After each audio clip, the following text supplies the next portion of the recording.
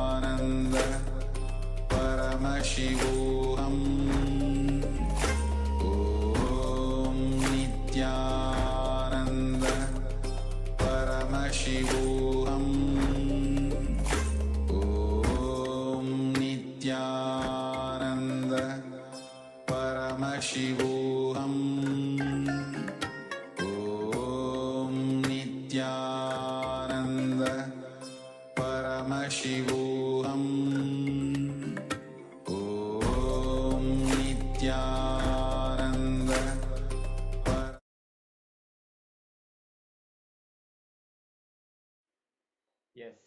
So now we'll be entering into power manifestation. As always, after the Kalasas and Jnana Yoga, we are entering into power manifestation because we are filled with energy after the intense yoga sessions. So the best thing that we can do is to utilize all that and make sure it stays in our muscle memory and biomemory forever. We are entering into power manifestation.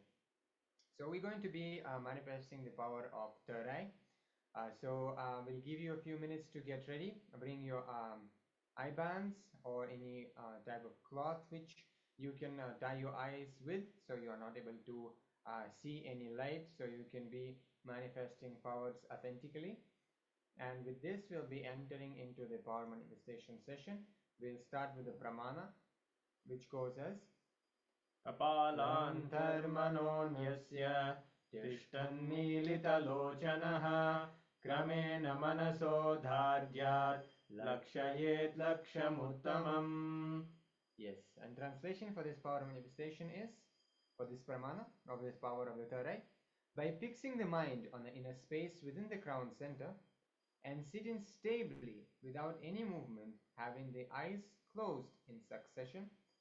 By that stability of the mind and inner space, through the power of the third eye, one directly sees the ultimate goal, Lakshyam, by having the vision beyond the sight that reveals any object or place, attaining the space of oneness with the source, Paramashiva. Yes. So we will be connecting with Swamiji in our third eye and keeping our awareness in the third eye, chanting the Mahavakya, and through the oneness with Swamiji, we'll be manifesting this power. So it is Swamiji who is revealing to us the answers and who is manifesting the power through us.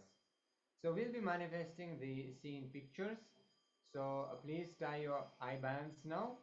We'll be projecting a picture now.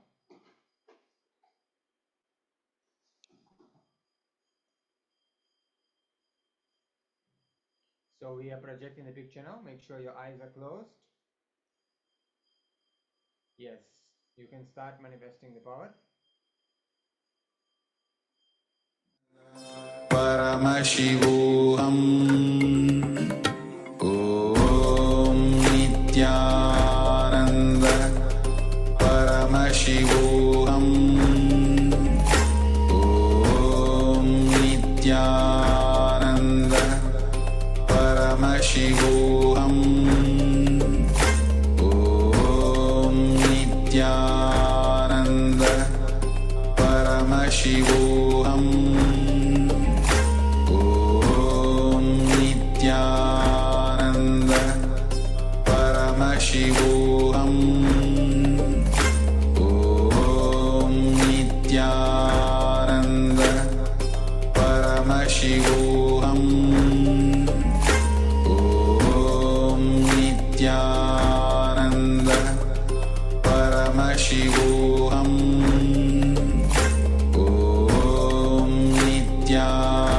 Nityananda Paramashivoham Om Nityananda Paramashivoham Om Nityananda Paramashivoham Om Nityananda Paramashivoham